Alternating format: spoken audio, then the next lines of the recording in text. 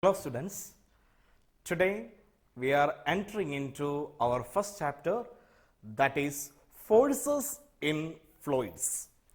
Before entering into the term forces and fluids, we have to discuss about matter. I think you are familiar with the term matter. What do you mean by matter?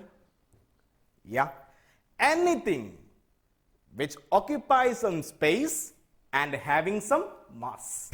The two conditions to become matter are, the first condition is occupy some space, and the second condition is having some mass. So how can we define the term matter? Yes, we can define the term as anything in the universe which occupies some space and having some mass. First of all, we are entering into the classification of matter. How can we classify the term matter? Actually, there are different kinds of classification. But according to your syllabus, matter is classified into three. According to your syllabus, matter is classified into three. What are they? Solids, liquids, and gases. Okay. So matter can be classified into three subdivisions. They are, the first classification is solids, the another kind is liquids, and the last type is gases. Now we are going to check what are the properties of solids, liquids, and gases. So we will discuss it one by one. So the first classification is solids. The first class of matter is solid. Then definitely the another kind of class is called as liquids, and the last type is called as gases. Now we are going to check what are the properties of solids, liquids, and gases. Okay. So first of all, solids have a definite shape. Solids have a definite shape. Is it correct? We are going to check the statement. This is a pen and this is a solid. Yes, this pen have its own shape. This pen has its own shape. When I place it here, here, here, the shape remains unchanged. So the pen is a solid. So the solid has some definite shape. So the first statement is absolutely correct. So solids have a definite shape. Then the next thing, have a definite volume.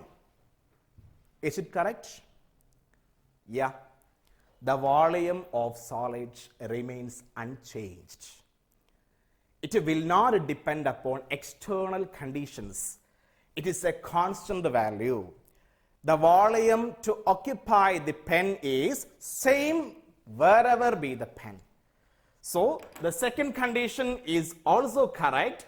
So the two properties of solids are listed here. The first one is have a definite shape, and the another one is have a definite volume. So solids have a definite shape, definite volume. No doubts. Then we are going to check the properties of the second class, that is called as liquids. Okay, no definite shape. We want to check it. Okay, now you can see two glasses in my hands. This glass contains some amount of water. This is 300 milliliter. Okay, so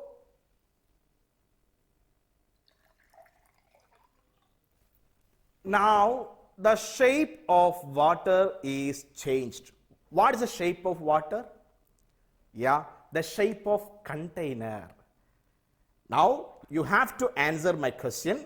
What is the shape of this water? This water show the shape same as that of container. If it is filled in this glass, the shape is changed. The shape is that of this container. So liquids have no definite shape. Liquids show a shape same as that of its container. Sometimes it will be glass, sometimes it will be bottle, etc. So we want to check the another property. So the another property is have a definite volume. Can you believe? Liquids have no definite shape, not definite shape. It shows the shape of container, but have a definite volume. Can you believe that? You have to believe, because now assume that this is 250 milliliter. It's an assumption, or this is 1 liter. Okay, assumption. So assume that the amount of water in this glass is 1 liter. Clear? Then I'm going to fill the same amount of water here. So what is the amount of water in this glass? This is also 1 liter. When I fill the water in the another, the volume remains unchanged. This is also 1 liter. Okay, so liquids show definite volume. Definite volume means if this is 1 liter, if I fill the 1 liter into another container, the same volume is retained. This is also 1 liter. So it is clear that liquids show definite volume. So what are the two properties of liquids? Liquids have a no definite shape. They show the shape of container. And the second property is liquids have a definite volume. That means 1 liter of liquid is same everywhere in the universe. 1 liter of liquid is same in quantity in every corner of the universe.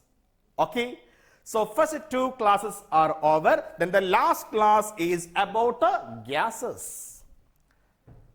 Clear? Gases show. So gases have no definite shape. It is clear. Then absolutely they have no definite volume. Okay, so gases have no definite shape as well as no definite volume. So here matter is classified into 3. They are solids, liquids and gases. Some of the properties are listed below. Now we are entering into the chapter name. What's the chapter name? Forces in fluids. Yes, we have to define the term fluids. What do you mean by the term fluids? In this classification, liquids and gases show a common property. Can you answer me? What is the common property of liquids and gases? Liquids and gases show a common property, which means they have the ability to flow. They have the ability to flow. Both liquids as well as gases have the ability to flow. That is the common property of liquids and gases. Therefore, liquids and gases are collectively known as fluids. Okay, liquids and gases are collectively known as fluids. Why they are called as fluids? Because they show a common property, the property to flow. They have the ability to flow. So matter which can flow is called as fluids. Something that have the ability to flow is called as fluids. Therefore, liquids and gases are collectively known as fluids. So in this chapter, we will discuss with the fluids. That means we will discuss with the liquids as well as gases. So we are entering into the chapter. So our chapter name is Forces in Fluids. Otherwise, forces in liquids and forces in gases. So we will enter into the chapter by the next video. Thank you.